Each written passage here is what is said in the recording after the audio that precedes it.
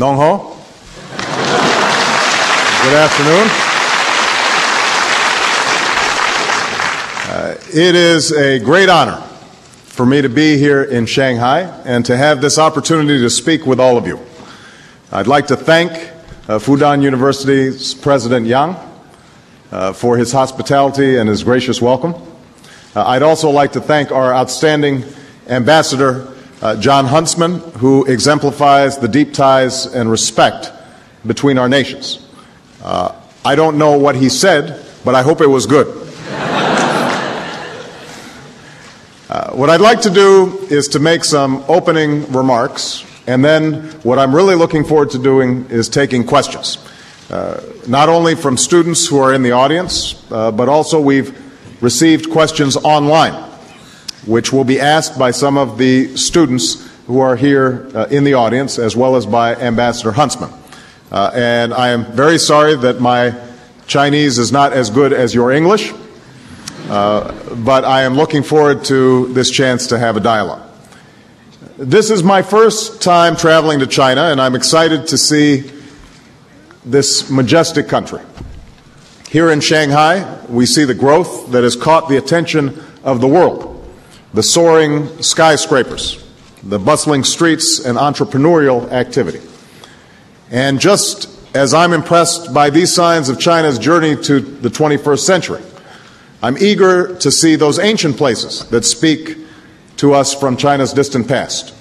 Tomorrow and the next day, I hope to have a chance when I'm in Beijing to see the majesty of the Forbidden City and the wonder of the Great Wall. Now, truly, this is a nation that encompasses both a rich history and a belief in the promise of the future. The same can be said of the relationship between our two countries. Shanghai, of course, is a city that has great meaning in the history of the relationship between the United States and China.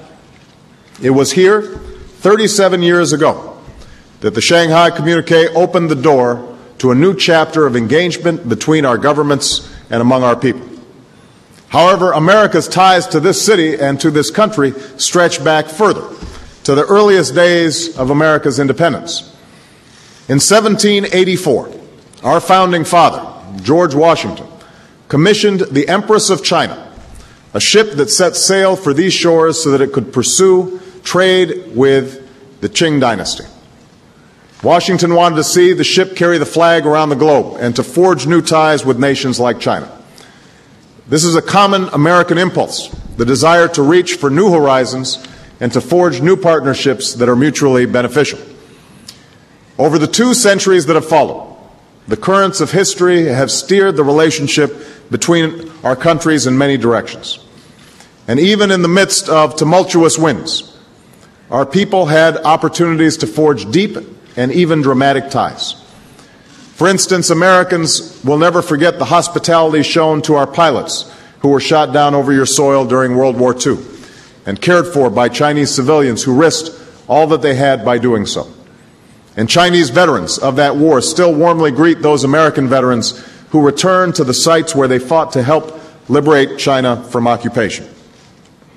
A different kind of connection was made nearly 40 years ago, when the frost between our countries began to thaw through the simple game of table tennis. The very unlikely nature of this engagement contributed to its success because, for all our differences, both our common humanity and our shared curiosity were revealed. As one American player described his visit to China, the people are just like us. The country is very similar to America, but still very different. Of course, this small opening was followed by the achievement of the Shanghai Communique and the eventual establishment of formal relations between the United States and China in 1979. And in 3 decades, just look how far we have come. In 1979, trade between the United States and China stood at roughly $5 billion. Today, it tops over $400 billion each year. The commerce affects our people's lives in so many ways. America imports from China many of the computer parts we use, the clothes we wear, and we export to China machinery that helps power your industry. This trade could create even more jobs on both sides of the Pacific while allowing our people to enjoy a better quality of life. And as demand becomes more balanced, it can lead to even broader prosperity. In 1979, the political cooperation between the United States and China was rooted largely in our shared rivalry with the Soviet Union. Today, we have a positive, constructive, and comprehensive relationship that opens the door to partnership on the key global issues of our time: economic recovery and the development of clean energy, stopping the spread of nuclear weapons and the scourge of climate change, the promotion of peace and security in Asia and around the globe. All of these issues will be on the agenda tomorrow when I meet with President Hu. And in 1979, the connections among our people were limited. Today, we see the curiosity of those ping pong players manifested in the ties that are being forged across many sectors. The second highest number of foreign students in the United States come from China. And we've seen a 50% increase in the study of Chinese among our own students. There are nearly 200 friendship cities drawing our communities together. American and Chinese scientists cooperate on new research and discovery. And of course, Yao Ming is just one signal of our shared love of basketball. I'm only sorry that I won't be able to see a Shanghai Sharks game while I'm visiting. It is no coincidence that the relationship between our countries has accompanied a period of positive change. China has lifted hundreds of millions of people out of poverty, an accomplishment unparalleled in human history, while playing a larger role in global events. And the United States has seen our economy grow along with the standard of living enjoyed by our people, while bringing the Cold War to a successful conclusion. There is a Chinese proverb: "Consider the past and you shall know the future." Surely we have known setbacks and challenges over the last 30 years.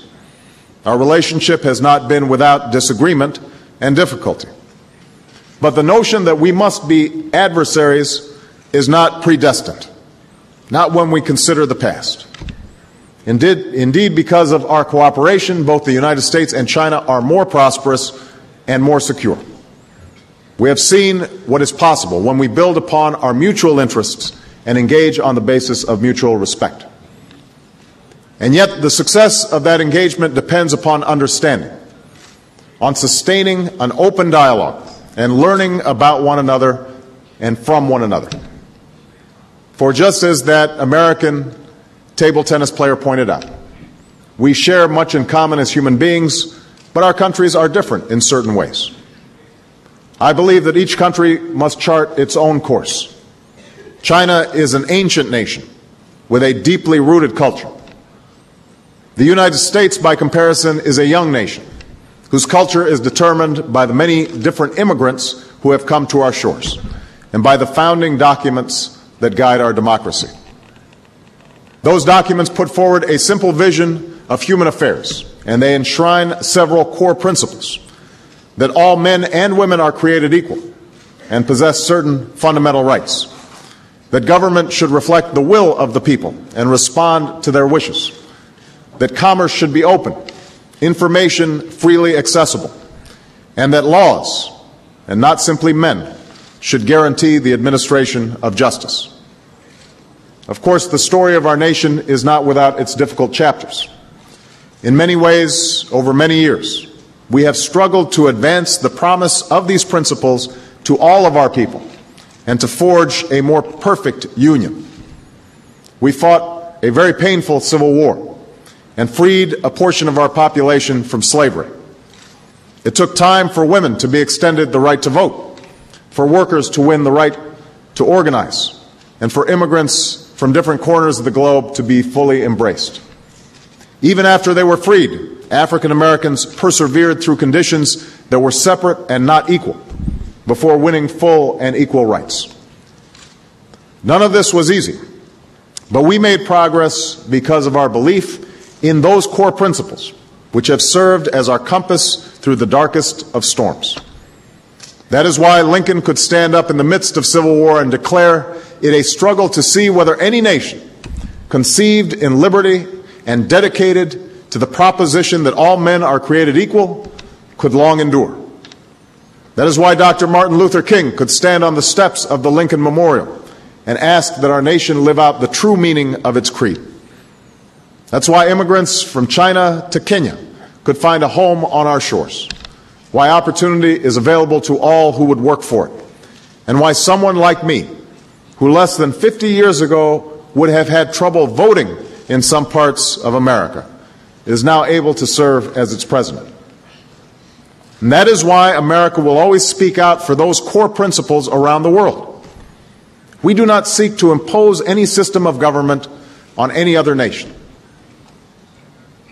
But we also don't believe that the principles that we stand for are unique to our nation. These freedoms of expression and worship, of access to information and political participation, we believe are universal rights. They should be available to all people, including ethnic and religious minorities, whether they are in the United States, China, or any nation. Indeed, it is that respect for universal rights that guides America's openness to other countries, our respect for different cultures, our commitment to international law, and our faith in the future. These are all things that you should know about America. I also know that we have much to learn about China. Looking around at this magnificent city and looking around this room, I do believe that our nations hold something important in common, and that is a belief in the future. Neither the United States nor China is content to rest on our achievements. For while China is an ancient nation, you are also clearly looking ahead with confidence, ambition, and a commitment to see that tomorrow's generation can do better than today's. In addition to your growing economy, we admire China's extraordinary commitment to science and research, a commitment borne out in everything from the infrastructure you build to the technology you use. China is now the world's largest internet user, which is why we were so pleased to include the internet as part of today's event. This country now has the world's largest mobile phone network, and it is investing in the new forms of energy that can both sustain growth and combat climate change. And I'm looking forward to deepening the partnership between the United States and China in this critical area tomorrow. But above all, I see China's future in you, young people whose talent and dedication and dreams will do so much to help shape the 21st century. I've said many times that I believe that our world is now fundamentally interconnected. The jobs we do, the prosperity we build, the environment we protect, the security that we seek, all of these things are shared. And given that interconnection, power in the 21st century is no longer a zero-sum game. One country's success need not come at the expense of another. And that is why the United States insists we do not seek to contain China's rise. On the contrary, we welcome China as a strong and prosperous and successful member of the community of nations, a China that draws on the rights, strengths, and creativity of individual Chinese like you. To return to the proverb, consider the past. We know that more is to be gained when great powers cooperate than when they collide. That is a lesson that human beings have learned time and again, and that is the example of the history between our nations. And I believe strongly that cooperation must go beyond our government. It must be rooted in our people, in the studies we share, the business that we do, the knowledge that we gain, and even in the sports that we play. And these bridges must be built by young men and women just like you and your counterparts in America. That's why I'm pleased to announce that the United States will dramatically expand the number of our students who study in China to 100,000. And these exchanges mark a clear commitment to build ties among our people as surely as you will help determine the destiny of the 21st century. And I'm absolutely confident that America has no better ambassadors to offer than our young people. For they, just like you, are filled with talent and energy and optimism about the history that is yet to be written. So, let this be the next step in the steady pursuit of cooperation that will serve our nations and the world. And if there is one thing that we can take from today's dialogue, I hope that it is a commitment to continue this dialogue going forward. So thank you very much, and I look forward now to taking some questions for all of you. Thank you very much.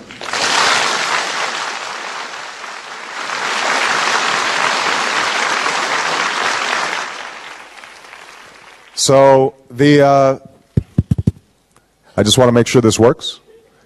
This is a tradition, by the way, that is very common in the United States of these town hall meetings. And what we're going to do is I will just, if you are interested in asking a question, you can raise your hands. I will call on you. And then I will alternate between a question from the audience and an internet question from one of the students who prepared the questions, as well as I think Ambassador Huntsman may have a question that we were able to obtain from the website of our embassy. So let me begin, though, by seeing, and what I'll do is I'll call on a boy and then a girl, and then so we'll go back and forth so that you know it's fair. All right? So I'll start with this young lady right in the front. Here, why don't we wait for this microphone so everyone can hear you? And what's your name? My name is Chen Xi, and I'm a student from Fudan University. Shanghai and Chicago have been the sister cities since 1985, okay. And these two cities have conducted a wide range of economic, political, and cultural exchanges. So what measures will you take to deepen this close relationship between cities of the United States and China? And Shanghai will hold the World Exposition next year. Will you bring your family to visit the expo? Thank you. Well, thank you very much for the question. I was just having lunch before I came here with the mayor of Shanghai, and he told me that he has had an excellent relationship with the city of Chicago, my hometown, that he's visited there twice, and I think it's wonderful to have these exchanges between cities. One of the things that I discussed with the mayor is how both cities can learn from each other on strategies around clean energy, because one of the issues that ties China and America together is how, with an expanding population and a concern for climate change, that we are able to reduce our carbon footprint. And obviously, in the United States and many developed countries, per capita, per individual, they are already using much more energy than each individual here in China. But as China grows and expands, it's going to be using more energy as well. So both countries have a great interest in finding new strategies. We talked about mass transit and the excellent rail lines that are being developed in Shanghai. I think we can learn in Chicago and in the United States some of the fine work that's being done on high-speed rail.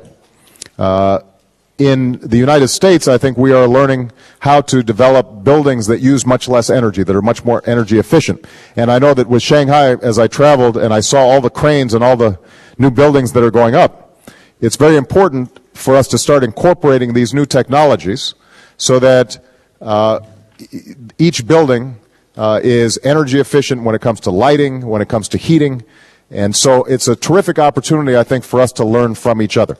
I know this is going to be a major focus of the Shanghai World Expo, is the issue of clean energy, as I learned from the mayor. And so I would love to attend. I'm not sure yet what my schedule is going to be, but I'm very pleased that we're going to have an excellent U.S. pavilion at the Expo, and I understand that we expect as many as 70 million visitors here, so it's going to be very crowded and it's going to be very exciting. Chicago has had 2 World Expos in its history, and both of those expos ended up being tremendous boosts for the city, so I'm sure the same thing will happen here in Shanghai.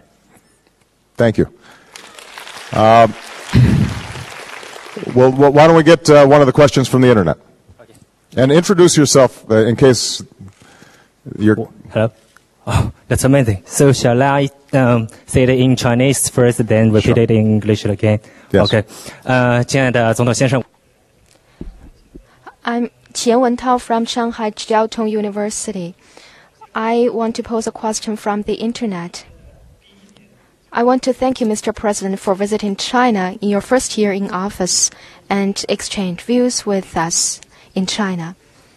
I want to know what are you bringing to China in your visit to China this time, and what will you bring back to the United States? And I'm be honorable to be here to represent one of the friends from internet to ask one question. Mm-hmm. Firstly, thanks for visiting China at the first year of your presidency. And my question is, what have you in this Chinese trip? What have you brought to China, and what do you want from China? Thank you. Okay. Well, the main purpose of my trip is to deepen my understanding of China and its vision for the future. I have had several meetings now with President Hu. We participate together in the G20 summit that was dealing with the economic financial crisis. We have had consultations about a wide range of issues. But I think it's very important for the United States to continually deepen its understanding of China, just as it's important for China to continually deepen its understanding of the United States. In terms of what I'd like to get out of this meeting or this visit, in addition to having the wonderful opportunity to see the Forbidden City and the Great Wall, and to meet with all of you, these are all highlights. Oh. These are all highlights, but in addition to that, the discussions that I intend to have with President Hu speak to the point that Ambassador Huntsman made earlier, which is there are very few global challenges that can be solved unless the United States and China agree. So let me give you a specific example, and that is the issue we were just discussing of climate change. The United States and China are the world's two largest emitters of greenhouse gases, of carbon that is causing the planet to warm.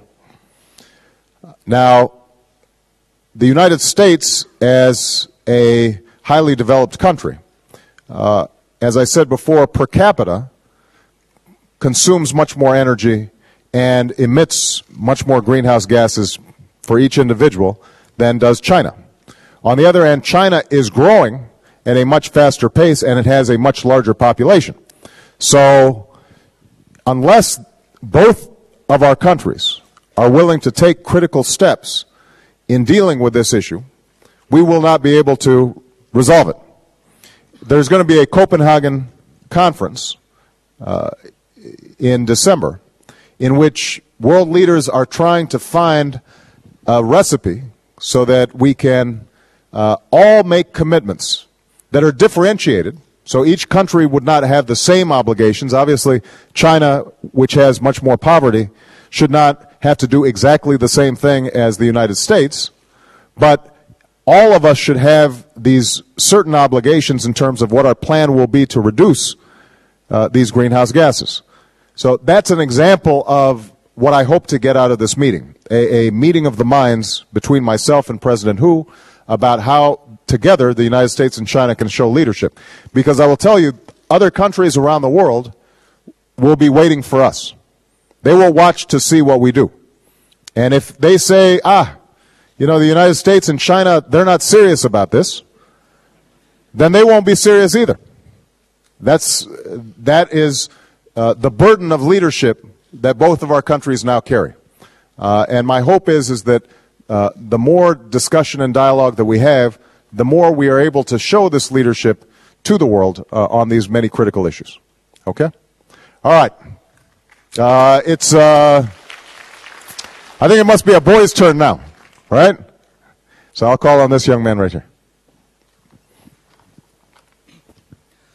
总统先生您好，我是来。Let me get my. Mr. President, good afternoon. I'm from Tongji University. I want to cite a saying from Confucius. It is always good to have a friend coming from afar. In Confucius' books, there is a great saying which says that harmony is good, but also we uphold differences. China advocates a harmonious world. We know that the United States develops a culture that features diversity. I want to know, what will your government do to build a diversified world with different cultures? What would you do to respect the different cultures and histories of other countries, and what kinds of cooperation we can conduct in the future? This is an excellent point. The United States, one of our strengths is that we are a very diverse culture. We have people coming from all around the world. And so there's no one definition of what an American looks like. In my own family, I have a father who was from Kenya. I have a mother who was from Kansas in the Midwest of the United States. My sister is half Indonesian. She's married to a Chinese person from Canada. So when you see family gatherings in the Obama household, it looks like the United Nations.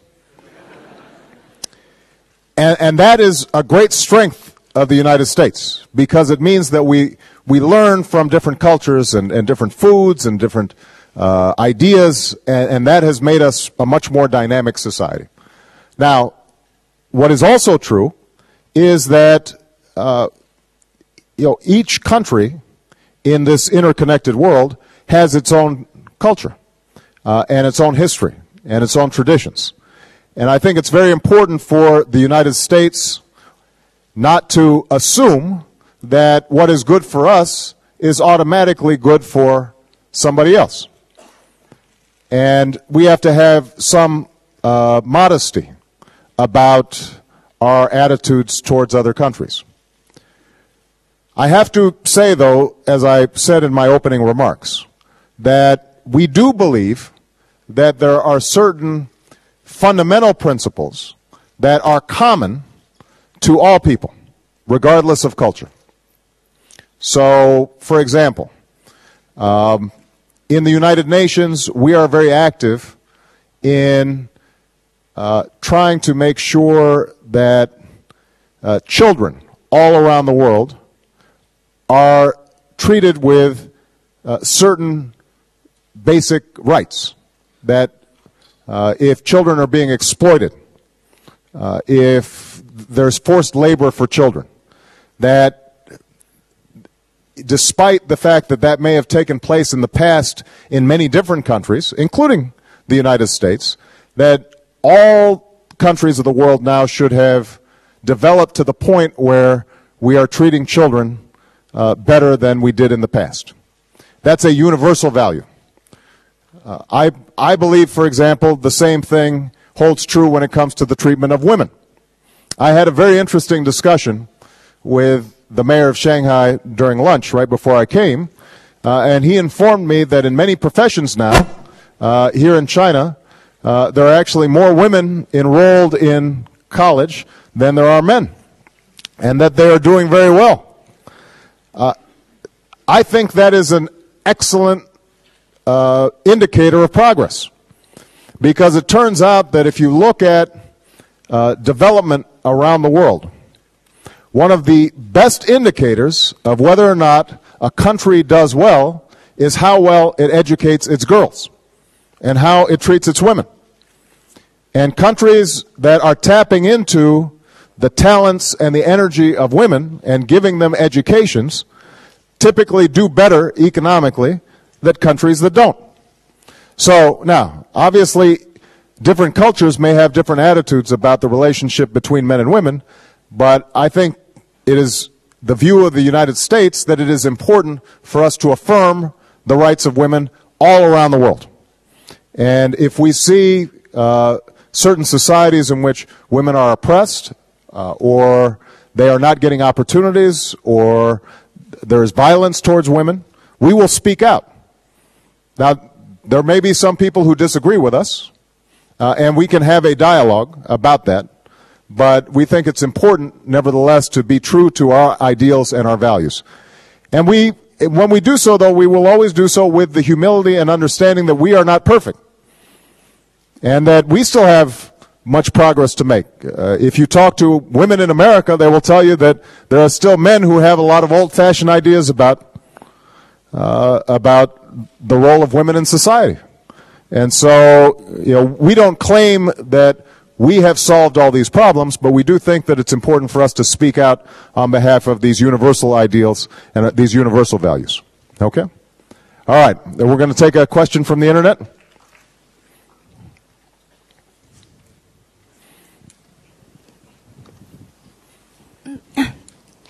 Hello, Mr. President. It's a great honor to be here and meet you in person. Thank you. My name is Zhang Xin. I'm from Shanghai International Studies University. I'll be reading a question selected on the internet to you. And this question is from somebody from Taiwan. Mm-hmm. In his question, he said, I come from Taiwan. Now I am doing business on the mainland. Mm-hmm. And due to improved cross-strait relations in recent years, my business in China is doing quite well. Mm-hmm. So when I heard the news that some people in America would like to propose continue selling arms and weapons to Taiwan, I began to get pretty worried.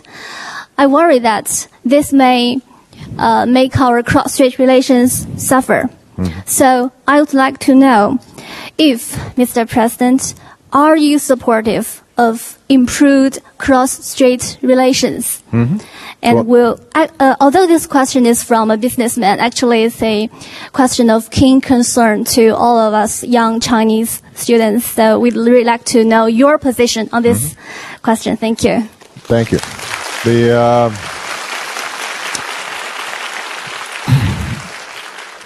I have been clear in the past that my administration fully supports a one China policy, as reflected in the 3 joint communiques that date back several decades in terms of our relations with Taiwan as well as our relations with the People's Republic of China.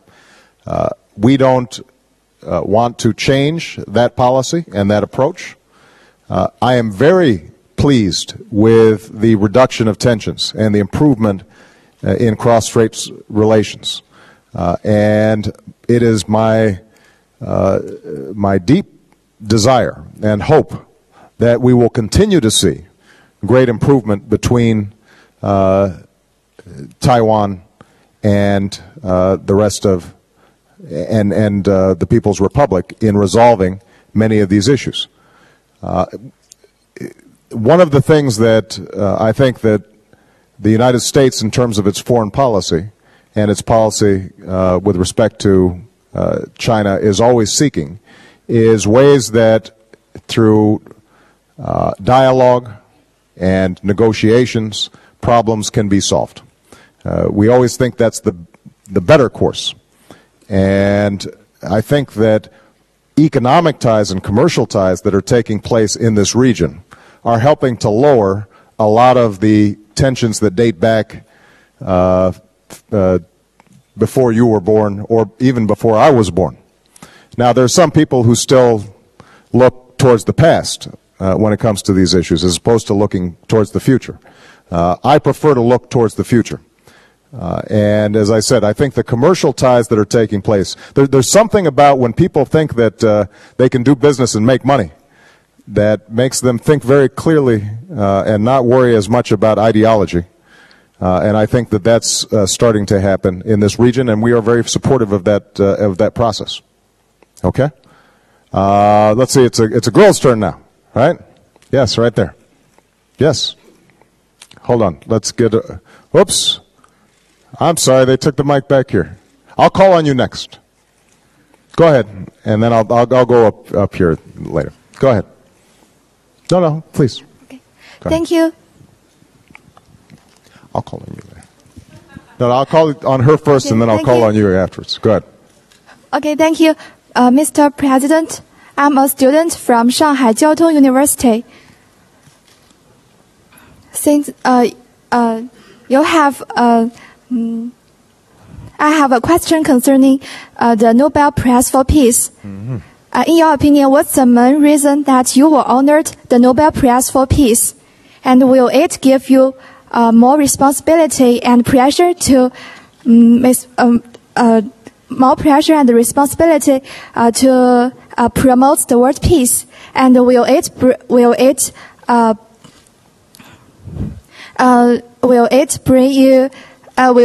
influence your ideas while dealing with the international affairs? Thank you very much. Thank you. That was an excellent question. I have to say that nobody was more surprised than me about winning the Nobel Prize for Peace. Obviously, it's a great honor. I don't believe necessarily that it's an honor I deserve, given the extraordinary history of people who have won the prize. All I can do is to, with great humility, accept the fact that I think the committee was inspired by the American people and the possibilities of changing not only America, but also America's approach to the world. And so, in some ways, I think they gave me the prize, but I was more just a symbol of the shift in our approach to world affairs that we are trying to promote. In terms of the burden that I feel, I am extraordinarily honored to be put in the position of president.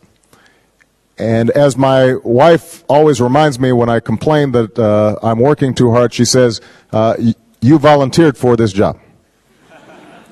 And so there's a saying, I don't know if there's the similar saying in China. We have a saying, you made your bed, now you have to sleep in it. And it basically means you have to be careful what you ask for because you might get it. I think that all of us have obligations for trying to promote peace in the world. It's not always easy to do.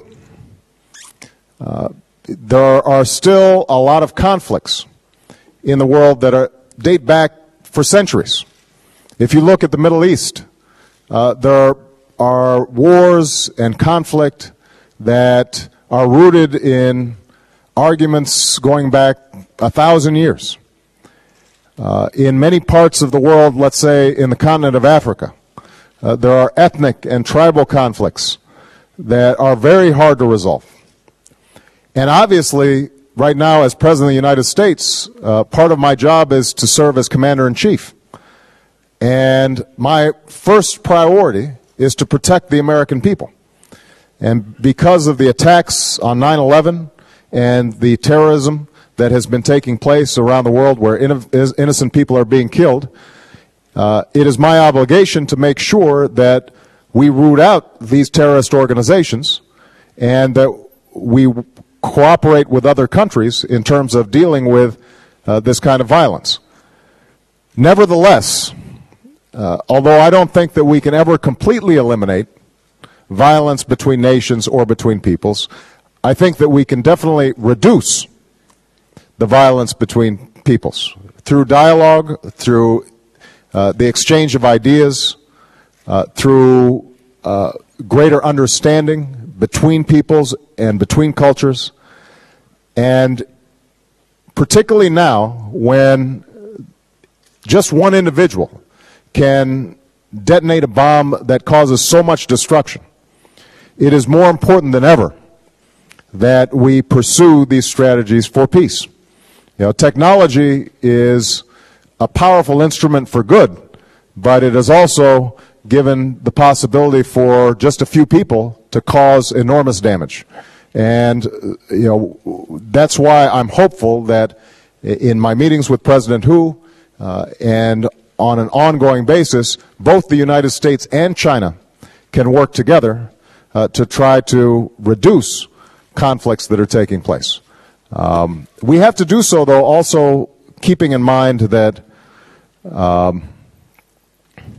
when we use our military, because we're such big and strong countries, that we have to be self-reflective about what we do, that we have to examine our own motives and our own interests to make sure that we are not simply using our military forces because nobody can stop us.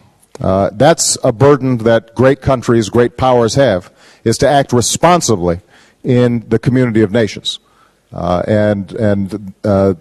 hope is that the United States and China together can help to create an international norms that reduce conflict around the world. Okay? All right. John, I'm going to call on my ambassador because I think he has a question that was generated through the website of our embassy. This was selected, though, by, I think, one of the members of our U.S. press corps, so that... That's right.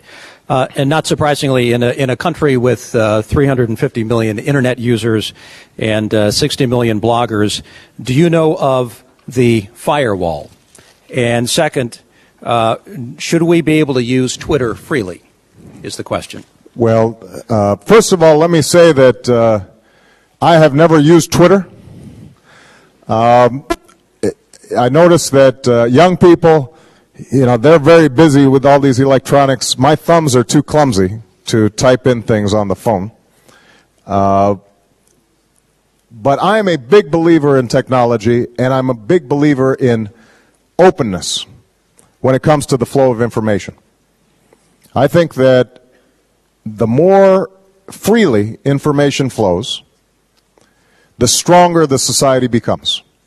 Because then citizens of countries around the world can hold their own governments accountable. They can begin to think for themselves. That generates new ideas. It encourages creativity. And so I've always been a strong supporter of open internet use. I'm a big supporter of non-censorship. This is part of the tradition of the United States that I discussed before, and I recognize that, you know, different countries have different traditions. I can tell you that in the United States, the fact that we have free internet or unrestricted internet access is a source of strength, and I think should be encouraged. Now, I should tell you, I should be honest. As President of the United States, there are times where I wish information didn't flow so freely, because then I wouldn't have to listen to people criticizing me all the time. I think, you know, people naturally are, when they're in positions of power, sometimes thinks, oh, how could that person say that about me, or that's irresponsible, but the truth is that because in the United States information is free, and I have a lot of critics in the United States who can say all kinds of things about me, I actually think that that makes our democracy stronger, and it makes me a better leader, because it forces me to hear opinions that I don't want to hear. It forces me to examine what I'm doing on a day-to-day basis to see, am I really doing the very best that I could be doing for the people of the United States? And I think the Internet has become an even more powerful tool for that kind of citizen participation. In fact, one of the reasons that I won the presidency was because we were able to mobilize young people like yourself to get involved through the Internet. Initially, nobody thought we could win because we didn't have necessarily the most wealthy supporters. We didn't have the most powerful political brokers. But through the Internet, people became excited about our campaign, and they started to organize and meet and set up campaign activities and events and rallies. And it really ended up creating the kind of bottom-up movement that allowed us to do very well. Now, that's not just true for government and politics. It's also true for business. You think about a company like Google that only 20 years ago was, less than 20 years ago, was the idea of a couple of people not much older than you. It was a science project. And suddenly, because of the internet, they were able to create an industry that has revolutionized commerce all around the world. So, if it had not been for the freedom and the openness that the internet allows, Google wouldn't exist. So I'm a big supporter of not restricting internet use, internet access, other information technologies like Twitter. The more open we are, the more we can communicate, and it also helps to draw the world together. When I think about my daughters, Malia and Sasha, one's 11, one is 8. From their room, they can get on the internet and they can travel to Shanghai. They can go any place in the world and they can learn about anything they want to learn about. And that's just an enormous power that they have. And that helps, I think, promote the kind of understanding that we talked about. Now, as I said before, there's always a downside to technology. It also means that terrorists are able to organize on the internet in ways that they might not have been able to do before. Extremists can mobilize, and so there's some price that you pay for openness. There's no denying that. But I think that the good outweighs the bad so much that it's better to maintain that openness, and that's part of why I'm so glad that the internet was part of this forum. Okay, I'm going to take 2 more questions, and the next one is from a gentleman, I think, right? Right here. Yes. Here's the microphone.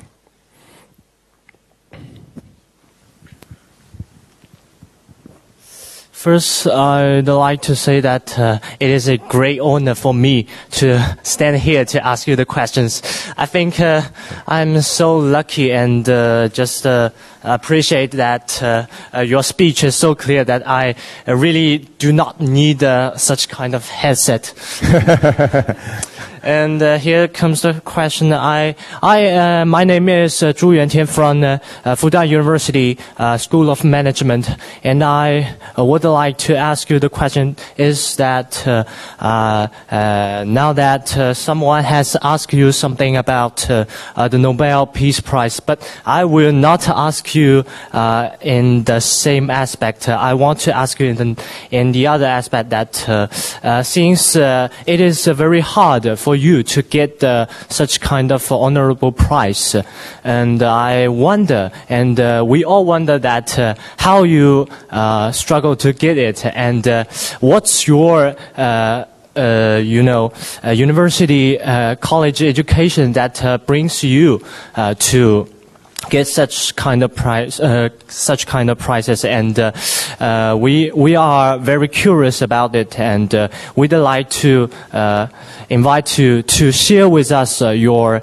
campus education experiences, so as to go on the road of success. Well, first of all, let me tell you that I don't know if there's a curriculum or course of study that leads you to win the Nobel Peace Prize. So I can't guarantee that. But I think the recipe for success is the one that you are already following. Obviously, all of you are working very hard. You're studying very hard. You're curious. You're willing to think about new ideas and think for yourself. The people who I meet now that I find most inspiring, who are successful, I think are people who are not only willing to work very hard, but are constantly trying to improve themselves and to think in new ways, and not just accept the conventional wisdom. Obviously, there are many different paths to success. And some of you are going to be going into government service. Some of you might want to be teachers or professors. Some of you might want to be business people. But I think that whatever field you go into, if you're constantly trying to improve and never satisfied with not having done your best, and constantly asking new questions. Are there things that I could be doing differently? Are there new approaches to problems that nobody's thought of before, whether it's in science or technology or in the arts? Those are usually the people who I think are able to rise above the rest. The one last piece of advice, though, that I would have that has been useful for me is the people who I admire the most and are most successful, they're not just thinking only about themselves, but they're also thinking about something larger than themselves. So they want to make a contribution to society. They want to make a contribution to their country, their nation, their city. They are interested in having an impact beyond their own immediate lives. You know, I think so many of us, we get caught up with wanting to make money for ourselves and have a nice car and have a nice house, and all those things are important, but the people who really make their mark on the world is because they have a bigger ambition. They say, how can I help feed hungry people? Or how can I help to teach children who don't have an education? Or how can I, bring about peaceful resolution of conflicts? Those are the people, I think, who end up making such a big difference in the world. And I'm sure that young people like you are going to be able to make that kind of difference as long as you keep working the way you've been working. All right? All right, this is going to be the last question, unfortunately. We've run out of time so quickly. Our last internet question, because I want to make sure that we got all three of our fine students here.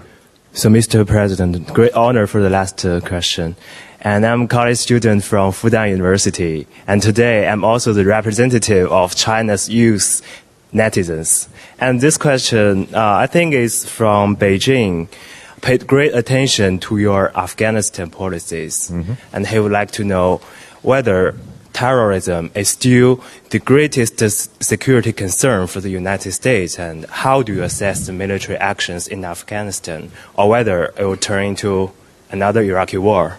Mm-hmm. Thank you very much. No, I think that's an excellent question. Well, first of all, I do continue to believe that the greatest threat to United States security are the terrorist networks like Al-Qaeda. And the reason is because even though they are small in number, what they have shown is that they have no conscience when it comes to the destruction of innocent civilians. And because of technology today, if an organization like that got a weapon of mass destruction on its hands, a nuclear or a chemical or a biological weapon, and they used it in a city, whether it's in Shanghai or New York, just a few individuals could potentially kill tens of thousands of people, maybe hundreds of thousands. So it really does pose an extraordinary threat. Now, the reason we originally went into Afghanistan was because Al-Qaeda was in Afghanistan, being hosted by the Taliban. They have now moved over the border of Afghanistan, and they are in Pakistan now. But they continue to have networks with other extremist organizations in that region. And I do believe that it is important for us to stabilize Afghanistan so that the people of Afghanistan can protect themselves, but they can also be a partner in reducing the power of these extremist networks. Now, obviously, it is a very difficult thing. One of the hardest things about my job is ordering young men and women into the battlefield. I often have to meet with the mothers and fathers of the fallen, those who do not come home. And it is a great weight on me. It gives me a heavy heart. Fortunately, our armed services the young men and women who participate, they believe so strongly in their service to their country that they are willing to go. And I think that it is possible, working in a broader coalition with our allies in NATO and others that are contributing like Australia to help train the Afghans so that they have a functioning government, that they have their own security forces, and then slowly we can begin to pull our troops out because there's no longer that vacuum that existed after the Taliban left. But it's a difficult task. It's not easy. And ultimately, I think in trying to defeat these terrorist extremists, it's important to understand it's not just a military exercise. We also have to think about what motivates young people to become terrorists. Why would they become suicide bombers? And although there are obviously a lot of different reasons, including, I think, the perversion of religion in thinking that somehow these kinds of violence acts are appropriate. Part of what's happened in places like Pakistan and Afghanistan is these young people have no education, they have no opportunities, and so they see no way for them to move forward in life, and that leads them into thinking that this is their only option. And so part of what we want to do in Afghanistan is to find ways that we can train teachers and create schools and improve agriculture so that people have a greater sense of hope. That won't change the ideas of Osama bin Laden, who are very ideologically fixed on trying to strike at the West. But it will change the pool of young people who they can recruit from, and that is at least as important, and if not more important over time, as whatever military actions that we can take. Okay? All right. I have had a wonderful time. I am so grateful to all of you. First of all, let me say I'm very impressed with all of your English. Clearly you've been studying very hard. And having a chance to meet with all of you, I think has given me great hope for the future of U.S.-China relations. I hope that many of you have the opportunity to come and travel and visit the United States. You will be welcome. I think you will find that the American people feel very warmly towards the people of China. And I am very confident that with young people like yourselves and the young people that I know in the United States, that our two great countries will continue to prosper and help to bring about a more peaceful and secure world. So thank you very much, everybody. Thank you.